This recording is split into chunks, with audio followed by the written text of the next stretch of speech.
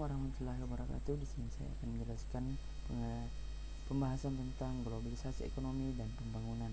Jadi saya akan menjelaskan pengertian dari globalisasi ekonomi dan pembangunan merupakan dunia kegiatan dan keterkaitan pembangunan perekonomian. Globalisasi perekonomian merupakan suatu proses kegiatan ekonomi dan perdagangan di mana negara-negara di seluruh dunia menjadi satu kekuatan pasar yang semakin terintegrasi dengan tanpa rintangan batas teritorial negara. Yang kedua, ciri-ciri dari globalisasi: perubahan dalam konstanti ruang dan waktu. Perkembangan barang-barang seperti telepon genggam, televisi satelit, dan internet menunjukkan bahwa komunikasi global terjadi sedemikian cepatnya. Sementara melalui pergerakan masa semacam turisme memungkinkan kita merasakan banyak hal dari budaya yang berbeda. Pasar dan produksi ekonomi di negara-negara yang berbeda menjadi saling bergantung. Sebagai akibat dari pertumbuhan perdagangan internasional, peningkatan pengaruh perusahaan internasional, dan dominasi organisasi semacam WTO, World Trade Organization, peningkatan interaksi kultural melalui perkembangan media massa, dan meningkatnya masalah bersama, misalnya pada bidang lingkungan hidup krisis multinasional, inflasi regional, dan lain-lain. Dampak negatif globalisasi. Di sini mengapa saya ngambil dampak negatifnya? Karena di sini adalah dampak negatif yang mendominasi globalisasi. Pertama, menghambat pertumbuhan sektor industri, memperburuk neraca pembayaran, sektor keuangan semakin tidak stabil, memperburuk prospek pertumbuhan ekonomi jangka panjang. Terima kasih. Ini akan melanjutkan oleh teman saya.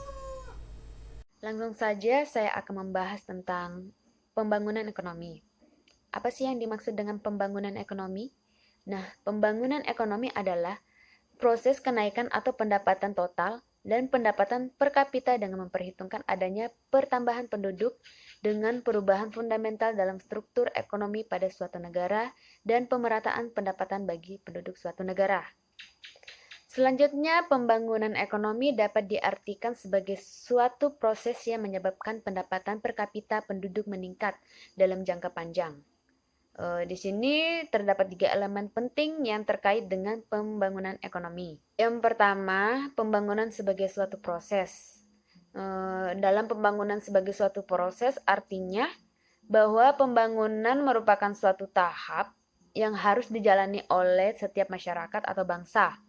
Nah, contoh, manusia mulai lahir. Pasti manusia yang baru lahir tidak mungkin kan langsung menjadi dewasa.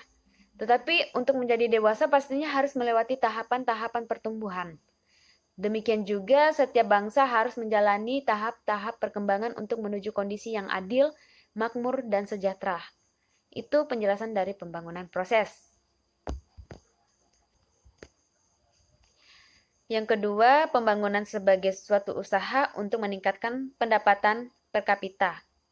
Nah, sebagai suatu usaha pembangunan merupakan tindakan aktif yang harus dilakukan oleh suatu negara dalam jangka meningkat pendapatan per kapita. Dengan demikian, sangat dibutuhkan peserta masyarakat, pemerintah, dan semua elemen yang terdapat dalam suatu negara untuk berpartisipasi aktif dalam proses pembangunan. Maka hal ini dilakukan karena kenaikan pendapatan per kapita mencerminkan perbaikan dalam kesejahteraan masyarakat.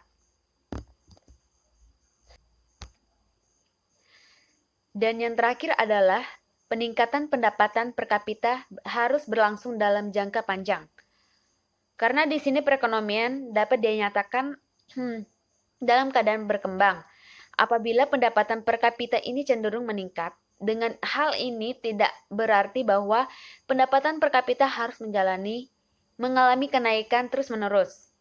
Contoh misalnya saja negara yang sedang terjadi musibah, bencana alam atau kekacauan politik, maka akan mengakibatkan perekonomian negara tersebut mengalami kemunduran. Namun kondisi tersebut hanyalah bersifat sementara saja karena yang terpenting bagi negara tersebut yaitu kegiatan ekonominya rata-rata meningkat dari tahun ke tahun. Terima kasih.